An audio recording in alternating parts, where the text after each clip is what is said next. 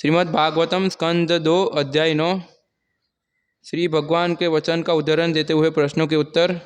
श्लोक क्रमांक 40। प्रजापतिर्धर्मपतिरेकदा नियमान यमान भद्रम प्रजानाम अन्विच्छन् आतिष्ठत् स्वार्थ काम्यया। अनुवाद एवं तात्पर्य। अच्छा हाँ अर्थ। प्रजापति ही समस्त जीवात्माओं के पूर्वज, धर्मपति ही धर्म के पिता, एकदा एक बार, नियमान विधि विधानों का, यमान संयम के नियम, भद्रम कल्याण, प्रजानाम जीवों का, अन्विच्छन् इच्छा से, आतिष्ठत् स्थित, स्व अर्थ अपना हित, कामयया कामना करते हुए। अनुवाद। एक बार जीवों के पूर्वज तथा धर्म के पिता ब्रह्मा जी ने समस्त जीवात्माओं के कल्याण में ही अपना हित समझते हुए विधि पूर्वक यम नियमों को धारण किया। तात्पर्य। यम नियमों को धारण किए बिना कोई उच्च पद पर आसीन नहीं हो सकता। इंद्रिय तृप्ति का असंयमित जीवन पशु जीवन है और ब्रह्मा जी ने अपनी संततियों को उच्चतर कर्तव्यों के निर्वाह हेतु इंद्रियों पर संयम रखने की शिक्षा दी। वे भगवान के दास के रूप में सभी का कल्याण चाह रहे थे और जो भी अपने कुल तथा पीढ़ियों के कल्याण की कामना करता है उसे नैतिक धार्मिक जीवन बिताना होता है। उच्चतम नैतिक जीवन है भगवत भक्त बनना, क्योंकि शुद्ध भक्त में भगवान के सभी गुण आ जाते हैं। इसके विपरीत जो ईश्वर भक्त नहीं है वह सांसारिकता में कितना ही पटु क्यों न हो, किसी उत्तम गुण से संपन्न नहीं कहा जा सकता। ब्रह्मा तथा उनकी शिष्य परंपरा के अनेक व्यक्ति जो भगवान के शुद्ध भक्त हैं, जब तक स्वयं वैसा आचरण नहीं करते तब तक अपने आश्रितों को किसी भी प्रकार का उपदेश नहीं दे सकते। अनुवाद एवं तात्पर्य। कृष्ण कृपा मूर्ति श्रीमद् अभय चरणारविंद भक्तिवेदांत स्वामी प्रभुपाद शिल प्रभुपाद की जय। तो इस अध्याय में पहले बताया गया कि जैसे ब्रह्मा जी का सर्जन हुआ तो उनको पता नहीं था कि वो उनका सृष्टि कहाँ से हुआ है, तो उन्होंने खोज की, लेकिन उनको जब मिला नहीं तो उन्होंने तप का आवाज़ सुनाई दिया और तपाचरण किया। उसके बाद भगवान के दर्शन हुए और भगवान ने उनको वैकुंठ के दर्शन करवाए और उसके बाद उनको सृष्टि का रचना करने के लिए उपयुक्त समझकर उनको आदेश दिया कि आप सर्जन करिए। तो ब्रह्मा जी ने प्रार्थना की कि ये बड़ी जिम्मेदारी तो मैं संभालूंगा, लेकिन अपने आप को सृष्टा परम सृष्टा न मानूं। तो भगवान से प्रार्थना कर रहे थे कि आप मुझे कृपा करिए और ऐसा मेरे में अहंकार नहीं आए। तो इसलिए 4 श्लोक में भगवान उनको उपदेश देते हैं 33 से लेकर 36 तक, और उसके बाद भगवान उन अंतर्धान हो जाते हैं। तो अभी जब बारी आई सृष्टि करने की तो उसके पहले उन्होंने ये बहुत ही उचित समझा कि खुद पहले आचरण में यम नियम का आचरण करें, ताकि दूसरे लोग जब देखेंगे कि ब्रह्मा जी भी ऐसा आचरण करे तो वो भी सृष्टि को जब बढ़ाए तो वो भी ऐसा आचरण करे, नीति नियमों का पालन करे। तो ब्रह्मा जी बहुत ही उच्च पोजीशन पे थे और उन्होंने पहले प्रजापतियों को जन्म दिया। प्रजापति दक्ष थे, नारद थे और मरीचि थे, ऐसे अलग अलग बड़े बड़े ऋषि मुनि उनको जन्म दिया और उनको आदेश दिया था कि आप भी संसार बढ़ाए, क्योंकि संसार कुछ था नहीं महत्त्व के अलावा। बाद में उन्होंने संसार को बढ़ाया। तो बस संसार की आवश्यकता है क्योंकि लोग भोग करना चाहते थे, तो भगवान ने ऐसा रचना किया भौतिक जगत का, ताकि लोग धीरे धीरे शुद्ध होकर इस संसार से निकले और उच्च चेतना वाले जीव इस संसार में आए और भगवान की भक्ति ग्रहण करे। उसके लिए कुछ नीति नियम बनाए गए हैं। मनु संहिता में भी इसके सदाचार दिए हैं, 10 विध संस्कार होते हैं। तो इसका प्रतिपादन किया गया ताकि लोग भगवत धाम जा सके जल्दी से जल्दी, क्योंकि इसमें लिखा गया कि यम नियमों का धारण किए बिना कोई उच्च पद पर आसीन नहीं हो सकता। अगर वो ऐसा करते हैं तो पशु जीवन व्यतीत करते हैं। इंद्रिय तृप्ति का असंयमी जीवन पशु जीवन है। और ऋषभ देव भी अपने जो पुत्र हैं उन लोग को यही बताते थे, गुरु न सस्यात् स्वजनो न सस्यात्, पिता न सस्यात् जननी न सस्यात्, दैवम न तत्स्यान् न पतिश्च सस्यान्, न मोचयेत् य समुपेति मृत्युम। कि कोई गुरु नहीं बन सकता, कोई माता पिता या देवता नहीं बन सकता जब तक वो अपने आश्रितों को जन्म मृत्यु के चक्र से निकाल नहीं सके। तो ये जो नाम है, गुरु है, माता पिता है या देवता है, तो वो भगवान के प्रतिनिधि होते हैं और भगवान की जो आज्ञा है सब उनकी शरण में आए उसके लिए वो प्रयास करते हैं। तो उनका यही प्रथम कर्तव्य है कि जो अपने आश्रित है उनको इस जन्म मृत्यु के चक्र से निकाले, उसके लिए उनको प्रशिक्षण दे। तो अगर वो लोग ये पोजीशन ले रहे और अपने आश्रितों को ये सिखा नहीं रहे कि नियम यम, तो वो उसको पोजीशन नहीं लेनी चाहिए, उसे छोड़ देना चाहिए। क्योंकि भगवत गीता में भी भगवान बताते हैं 3 अध्याय में 21वें श्लोक में, यद्यद् आचरति श्रेष्ठ तत्तदेव तरो जना सयत् प्रमाणम कुरुते लोकस्तद अनुवर्तते। जो महान श्रेष्ठ जन है उनका साधारण मनुष्य अनुसरण करते हैं। तो श्रेष्ठ जो लोग हैं समाज के नेता जो है, तो उनको चाहिए कि उनका जो आचरण है वो बहुत ही साफ सुथरा रखे, उसमें कोई काला दाग ना हो। क्योंकि वो लोग जो आचरण करेंगे वो भी दूसरे जो उनके नीचे के वर्ग है वो भी उनका ही अनुसरण करेंगे। अगर वो भ्रष्टाचार करेंगे तो उनके जो नीचे वाले हैं वो भी भ्रष्टाचार करेंगे। तो इसलिए श्रील प्रभुपाद ने पहले ही इस्कॉन में 4 नियमों का पालन और नियमित 16 माला का जप, इसका इंट्रोडक्शन दिया है ताकि लोग मनुष्य के स्तर पर आ सके।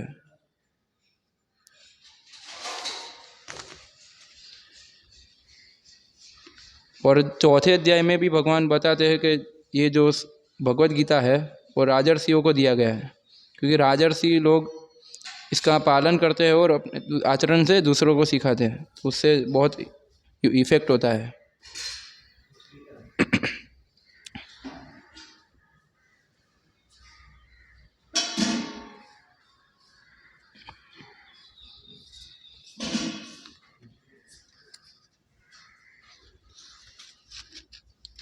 और आगे इसमें लिखा है कि ब्रह्मा जी ने अपनी संततियों को उच्चतर कर्तव्यों के निर्वाह हेतु इंद्रियों पर संयम रखने की शिक्षा दी। तो ब्रह्मा जी ने खुद इसकी शिक्षा दी, इंद्रियों पर संयम रखने की अपने संततियों को। और क्योंकि वो लोग प्रजापति थे, वे भगवान के दास के रूप में सभी का कल्याण चाह रहे थे। तो ये जो नेता है, लीडर है, उनका यही उद्देश्य होना चाहिए, वो सभी का कल्याण चाहने लगे। ऐसा नहीं कि कोई पोस्ट लेकर बाद में पूजा लाभ प्रतिष्ठा में बह जाए। अगर वो अपने आश्रितों को ये बता नहीं सकते कि ये करना चाहिए, ये नहीं करना चाहिए, तो वो भी उनका हित नहीं कर रहे हैं। तो उनको जब बताया जाए कि आप ये पोजीशन या लीडर नहीं रही है, तो उनको ये समझना चाहिए कि मैं इसके उपयुक्त नहीं हूँ। क्योंकि इसमें हम 2 तरीके से समझ सकते हैं, एक तो भक्त के रूप में और एक तो नॉन डिवोटी के लिए। नॉन डिवोटी के लिए तो प्राथमिक सदाचार के नियम है, 4 नियम का पालन। लेकिन जो डिवोटी है, भक्त है, उनके लिए बहुत सारे नीति नियम है। हरि भक्ति विलास में दिया है, भक्ति रसामृत सिंधु में दिया है, 64 अपराधों से बचना है, 10 नाम अपराध, 10 धाम अपराध, सेवा अपराध, तो ये सब से बचना है। और इस सब का पालन करते हुए दूसरों को भी शिक्षा देना है कि ये करना है, ये नहीं करना है। इससे ये डिस्टिंक्शन बताना पड़ेगा, ये करना है, ये नहीं करना। क्योंकि वो जो शिक्षा गुरु है वो अपने दीक्षा गुरु का उपदेश ग्रहण करके दूसरों को उसको सिखाता है व्यावहारिक रूप में। तो भक्तों को भी ये बहुत ध्यान देना चाहिए, क्योंकि हर भक्त कहीं ना कहीं एक पोजीशन पे लीडर है। तो भक्त समाज में भी लोग अच्छे से नियमों का पालन करें, उसका उनको ध्यान रखना चाहिए। खासकर गृहस्थों में ये बहुत ही आवश्यक है, क्योंकि वो लोग भक्तों के समाज में ज़्यादा टाइम बिता नहीं पाते हैं। संडे टू संडे आते हैं तो घर पे वो लोग भक्ति करते हैं, तो उनको चाहिए कि अपनी साधना है वो अच्छे से करे, बहुत प्रामाणिकता से उसको पालन करे। ऐसा नहीं कि भी घर पे कोई देखने नहीं आने वाला है लीडर के लोग क्या कर रहे हैं, तो उनको चाहिए कि जो लीडर बता रहे उसको गंभीरता से ग्रहण करे और घर पे रह के भी अच्छे से इसका पालन करे, नीति नियमों का। क्योंकि हमारे जो गुरु है इसमें बता रहे, ब्रह्मा जी हमारे प्रथम गुरु है, तो वो भी यही चाह रहे थे, इसीलिए उन्होंने तपाचरण किया। तो हमको भी अपने जो गुरु है उनसे यही शिक्षा लेनी चाहिए। और जो प्रभुपाद थे उन्होंने भी अंतिम उपदेश यही दिया, 4 रेगुलेटिव प्रिंसिपल्स, 10-16 डाउन्स, अटेंड मंगला आरती। और जो कदम कानन महाराज ने भी जब शरीर छोड़ा तब भी उन्होंने अंतिम उपदेश यही दिया था। तो ये जो सामान्य लग सकता है, 4 नियम पालन, 16 माला, ये तो सामान्य लग सकता है, लेकिन ये सामान्य है नहीं। लोग गुरु से विशेष आदेश प्राप्त करने के लिए जाते हैं, गुरु कुछ विशेष आदेश दीजिए, लेकिन ये जो गुरु का आदेश है 4 नियम 16 माला, ये सामान्य, एक तरह से सामान्य सबके लिए यही आदेश है, लेकिन ये है विशेष, क्योंकि हर कोई इसको पूरे जीवन तक पालन नहीं कर सकता। एक महाराज रूप रघुनाथ महाराज बता रहे थे कि प्रभुपाद के डिसाइपल्स 4-5 हज़ार जैसे कुछ थे, उसमें से अभी हार्डली 400 बचे हैं जो ये सबको पालन करते हैं। बहुत सारे लोग तो शरीर छोड़ दिए, पालन करते थे, लेकिन बहुत सारे लोग ऐसे भी थे जो आंदोलन छोड़ दिए, डेविएट हो गए। तो ये इतना कठिन है। माया हमें हमेशा प्रयास करेंगे कि आप 4 नियमों को तोड़ें और 16 माला करना छोड़ दें। तो भक्तों के समाज में ऐसा होना, क्योंकि वो लोग भक्ति के नियमों का पालन करना छोड़ देते हैं, उसमें थोड़ी ढीलापन रख देते हैं, इसलिए वो लोग बाद में इस स्तर पे आ जाते हैं कि 16 माला करने में उनको इंटरेस्ट चला जाता है, 4 नियम पालन करने में उनको इंटरेस्ट चला जाता है। इसलिए हमें बहुत चाहिए कि बहुत सावधानी से ये जो भक्ति के अंग है उसको अच्छे से पूर्ण करें हर रोज़। जो नवधा विधि भक्ति है उसमें हमको अच्छे से लगना चाहिए, अपने आप को लगाना चाहिए। तो ये जो प्रभुपाद के तात्पर्य इसमें दो बातों में इसमें बताया है। तो ब्रह्मा जी के द्वारा नियम का पालन करना, और दूसरा जो भक्तों का आचरण है वो अभक्तों से ऊपर कैसे है उसके बारे में इसमें बताया गया है। तो इसमें हम 2 चीज़ सीख सकते हैं, कैसे ब्रह्मा जी स्वयं आचरण कर रहे हैं और कैसे हम भक्त जो है वो दूसरे लोगों से श्रेष्ठ है। तो आचार्य का मतलब है अपने आचरण से सिखाते हैं। तो महान आचार्य श्रील प्रभुपाद, उनके गुरु जो थे भक्ति सिद्धांत सरस्वती गोस्वामी ठाकुर, तो उन्होंने भी ये जो सेकंड इनिशिएशन ब्राह्मण दीक्षा भी इसीलिए इंट्रोड्यूस किया था ताकि समाज में ऐसा वर्ग स्थापित हो जो बुद्धिमान हो। कि उस टाइम पे जो वैष्णव का स्थिति था बहुत ही बिगड़ा हुआ था, एकदम पिछड़ा, एक फैनेटिक लोग मानते थे लोग। वैष्णव मतलब फैनेटिक, जो निठल्ले, कुछ कर नहीं पाते, स्त्री लंपट, ऐसे अलग अलग उनकी छवि थी, अच्छा उनका स्टेटस नहीं था। तो जब भक्ति सिद्धांत महाराज ने देखा तो उन्होंने एक वैष्णव समाज ऐसा डेवलप किया जिसमें जो नॉन ब्राह्मण थे उनको भी ब्राह्मण के पद पर स्थित किया और उनके आचरण से सिखाया कि कैसे एक भक्त होता है। और उसके बाद प्रभुपाद ने भी यही किया। जब अमेरिका में उन्होंने प्रचार किया तो उनके शिष्यों को संन्यास प्रदान किया, वो भारत में प्रचार करने के लिए भेजा, और उन्होंने अलग अलग जगहों पे केंद्र खोले प्रभुपाद की आदेश पे। तो प्रभुपाद ने भी ऐसे आचरण सिखाया खुद से और दूसरों को आचरण के द्वारा प्रचार करने में सहायता की। क्योंकि भगवान बताते कि मुझे कोई आवश्यकता नहीं, मेरे कोई कर्तव्य नहीं है, मैं एक कर्तव्य से बद्ध नहीं हूँ, फिर भी मैं ये कर्तव्य करता हूँ ताकि जो दूसरे जो लोग हैं वो बाद में विनाश नहीं हो जाए उसका।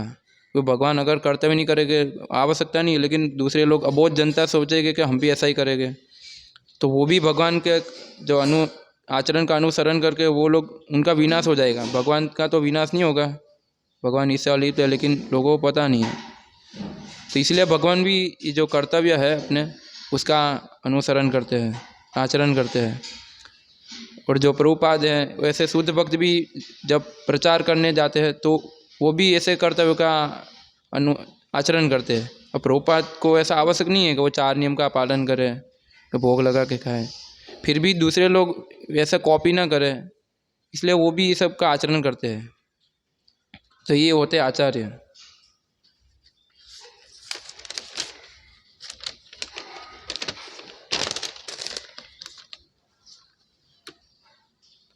और प्रभुपाद ने हमें ये वर्णाश्रम का प्रचार करने के लिए बोला है, क्योंकि प्रभुपाद चाहते थे कि बहुत ही सादा जीवन हो लोगों का और उच्च विचार हो। और वर्णाश्रम समाज जब हम डेवलप करेंगे तो उसमें ये आचरण का हम पालन कर सके पूर्णतया, कि बिना वर्णाश्रम के तो लोग पशु के स्तर पे ही रहेंगे। तो हमको चाहिए कि ये जो वर्णाश्रम है उसका अच्छे से प्रचार करना चाहिए। हमको खुद को भी प्रयास करना चाहिए कि वर्णाश्रम समाज में हम सम्मिलित हो, और अगर नहीं जा पा रहे तो हमको प्रयास करना चाहिए कि अपने संतानों को उसमें भेजना चाहिए।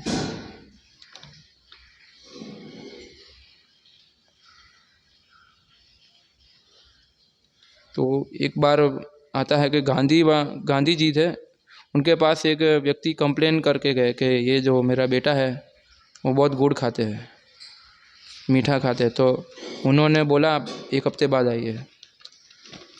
तो एक हफ्ते बाद आए तो गांधी जी ने बोला कि आपको ये नहीं खाना चाहिए। तो बोले कि आप तो, गांधी जी को बोले वो व्यक्ति कि आप तो पहले भी बता सकते थे, एक हफ्ते बाद क्यों बताया। तो गांधी जी ने बताया जब तक मैं ही इसका पालन नहीं करूँगा तब तक लोग कैसे करेंगे। तो इससे समझ सकते हैं कि हमको अगर खुद को किसी को बताना है कि आप ये करिए ये मत करिए, तो हमको एक खुद को ये पालन करना पड़ेगा, तभी हम इस चीज़ को लोगों को बता सकते हैं। इसमें आगे प्रभुपाद लिखते हैं कि उच्चतम नैतिक जीवन है भगवत भक्त बनना, क्योंकि शुद्ध भक्त में भगवान के सभी गुण आ जाते हैं। तो इसमें आता है वर्णन, यस्यास्ति भक्तिर् भगवते किंचन सर्वे गुणैस्तत्र समासते सुराः हराव भक्तस्य कुतो महद्गुणा मनोरथे नासति धावतो वही। इसमें यही प्रभुपाद समझा रहे कि जो भगवत भक्त है उसमें सारे देवी देवताओं के गुण आते हैं। इसके विपरीत जो ईश्वर के भक्त नहीं है वह सांसारिकता में कितने पटु क्यों न हो, चाहे वो ब्राह्मण के पद पर स्थित क्यों न हो, फिर भी उसमें कोई गुण नहीं है, क्योंकि वो अपने मनोरथ पे ही सवार होता है। इसमें भागवतम में ही कई जगह पे वृत्तांत आता है, जैसे परीक्षित महाराज का वृत्तांत आता है पहले स्कंद में। तो ब्राह्मण पुत्र था, उन्होंने सांप दे दिया, क्योंकि उन्होंने उनके पिताजी के गले में एक सांप डाल दिया। तो ये सांप डालना ऐसी कोई बड़ी गलती नहीं थी, फिर भी वो जो ब्राह्मण पुत्र था उन्होंने गुणों के वश में आकर उनको श्राप दे दिया कि आपका मृत्यु हो जाए। इतनी छोटी गलती के लिए इतनी बड़ी उनको दंड दे दिया। तो ये देख सकते हैं, फिर भी परीक्षित महाराज थे तो वो उन्होंने कोई प्रतिकार नहीं किया, वो चाहते थे तो प्रतिकार कर सकते थे, उनमें वो क्षमता थी। तो फिर भी परीक्षित महाराज ने विनम्र बनकर उसको स्वीकार कर लिया कि ठीक है कोई बात नहीं। तो इससे देख सकते हैं कि देखिए ब्राह्मण जो है उसका स्तर कहाँ है और एक शुद्ध भक्त का स्तर कहाँ है। वैसे ही अम्बरीश महाराज के बारे में आता है। तो अम्बरीश महाराज जो थे उनके घर पे दुर्वासा मुनि आए एकादशी का पारण करने के लिए, लेकिन वो लोग स्नान करने गए और पर अम्बरीश महाराज का जो व्रत था उसका पारण का समय निकला जा रहा था, इसलिए उन्होंने थोड़ा पानी पिया। तो बस वो पानी पीने के कारण अम्बरीश महाराज पे क्रुद्ध हो गए दुर्वासा मुनि। वो अपने क्रोध को, जो गुस्सा था उसको कंट्रोल नहीं कर पाए और श्राप बाल तोड़कर उनको एक असुर छोड़ दिया उनके ऊपर मारने के लिए। तो ये देख सकते हैं, देखिए कि असुर भेज दिया पानी पीने के कारण, इतनी छोटी गलती, तो पानी पिया था, फिर भी अपनी पूजा लाभ प्रतिष्ठा को संभाल नहीं पाए और मारने के लिए असुर छोड़ दिया। तो दुर्वासा मुनि ने असुर छोड़ा तो भगवान ने उधर से सुदर्शन चक्र को भेजा भगवान भक्त की रक्षा करने के लिए। तो जब पूरे ब्रह्मांड में उनको भागना पड़ा और विष्णु भगवान के शरण में गए दुर्वासा मुनि, तो वहाँ भी बोले कि मैं भी आपको बचा नहीं सकता हूँ, आपको अम्बरीश महाराज की शरण में ही जाना पड़ेगा। तो तब अम्बरीश महाराज ने प्रार्थना की कि सारे पुण्य कर्मों मेरे जो पीढ़ियों ने की है, अगर हमने पुण्य कर्म किए हैं तो आप उनको छोड़ दीजिए। तो उनकी जान बचाने के लिए अपने सारे पुण्य कर्मों को वो अर्पित कर देना चाहते थे। ऐसा भक्त का स्वभाव है। और महाराज चित्रकेतु के बारे में भी आता है भागवतम में कि जब शिव जी भागवत कथा कर रहे थे बड़े बड़े ऋषि मुनियों के साथ, तो जो पार्वती माता है उनके गोदी में बैठे थे, तो चित्रकेतु महाराज थे तो वो थोड़ा हंस रहे थे। तो पार्वती जी को गुस्सा आ गया कि ये हंस रहे हम पे, तो उन्होंने श्राप दे दिया। फिर वहाँ भी चित्रकेतु महाराज ने भी प्रतिकार नहीं किया, क्योंकि उन्होंने श्राप दिया था कि आप असुर कुल में आपका जन्म हो। तो चित्रकेतु महाराज ने उसको एक्सेप्ट किया, क्योंकि उनको पता था कि एक इसमें श्लोक आता है, नारायण परा सर्वे न कुतश्चन बिभ्यति स्वर्गापवर्ग नरके स्वपि तुल्यार्थदर्शिन, कि जो नारायण पर है, नारायण पर आश्रित जो भक्त है वो स्वर्ग और नरक को भी समान गिनते हैं, किसी भी स्थिति में विचलित नहीं होते हैं। तो इसीलिए उन्होंने वो श्राप को स्वीकार कर लिया कि कोई बात नहीं, चलेगा। और वृत्रासुर के रूप में उनका जन्म हुआ और उन्होंने वहाँ भक्ति की और राजा इंद्र के सामने युद्ध किया और हार गए, फिर भी उनको भगवान का धाम प्राप्त हुआ। तो ये जो भगवान के भक्त है उसमें इतने उच्चतम गुण होते हैं। ये भागवत में अलग अलग जगहों पे दिया गया है। और जो भक्त नहीं है वो ब्राह्मण भी है तो उसमें कोई भी सद्गुण नहीं है।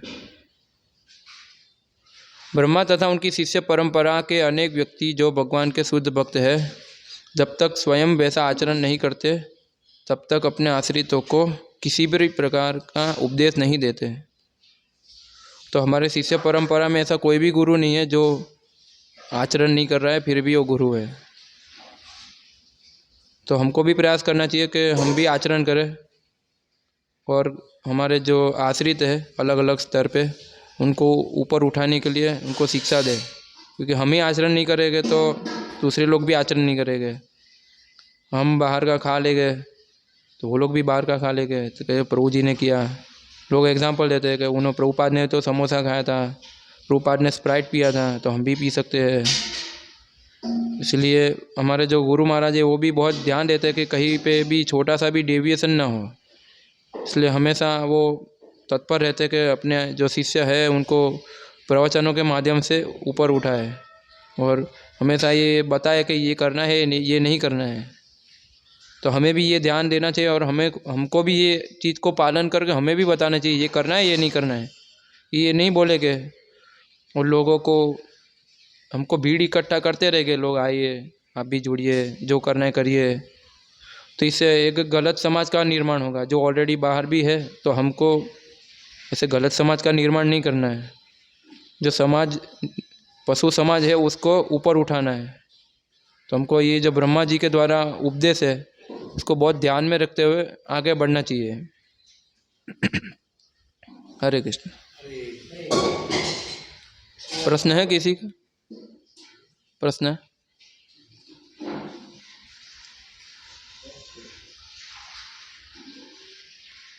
ग्रंथराज श्रीमद् भागवतम की जय। श्रील प्रभुपाद की जय।